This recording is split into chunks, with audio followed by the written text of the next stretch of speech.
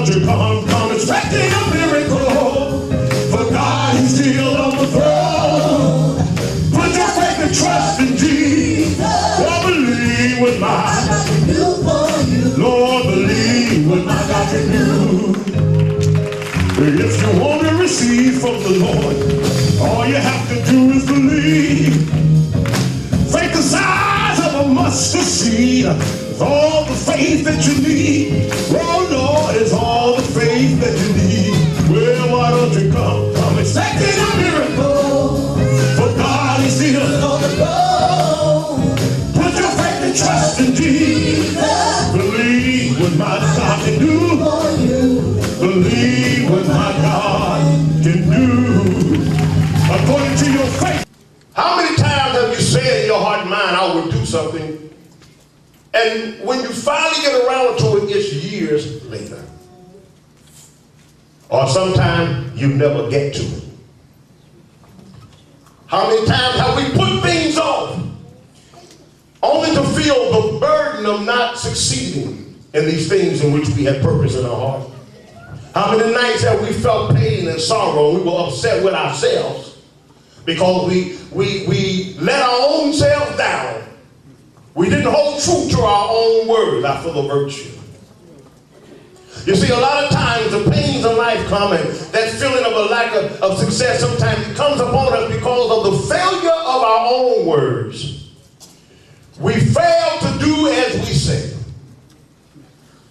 And many times we forget God, as they did. We forget where God has brought us from. We forget the good things that God has done. It's amazing how, as you all know, that how sometimes in the midst of trouble we are so prayerful because we realize there's a need to pray.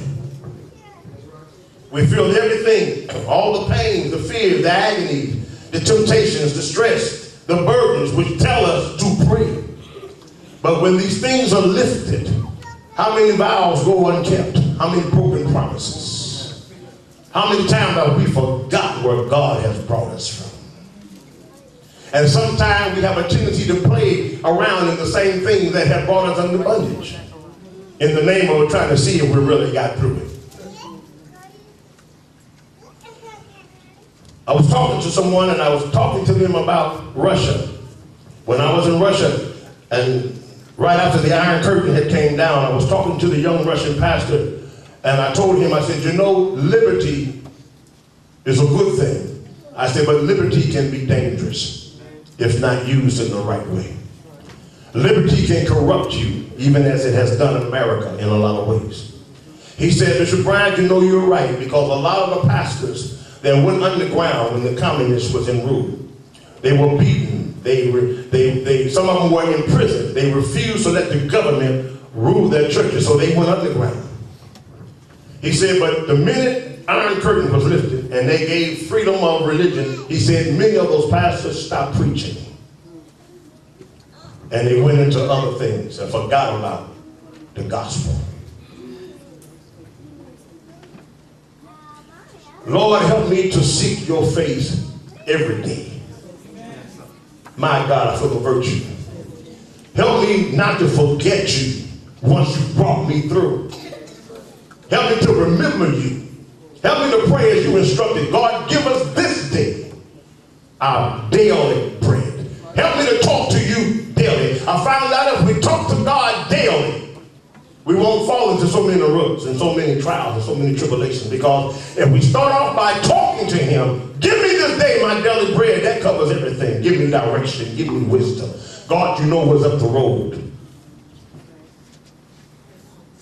But many of us brush our teeth, if you please, we comb our hair, we straighten our ties, but we forget to say, give me this day my daily bread. And then we find ourselves going through unnecessary trials. Being idle. A lot of us are busy, but in the spirit realm, we're idle.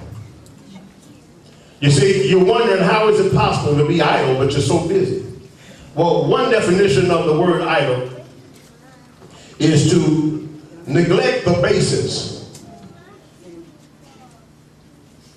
neglect the main foundation of things, the main principle of things.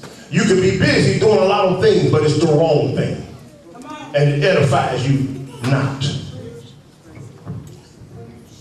So many of us are idle because we are involved in a lot of things, but not the basis, not the things that count, not the things that make a difference.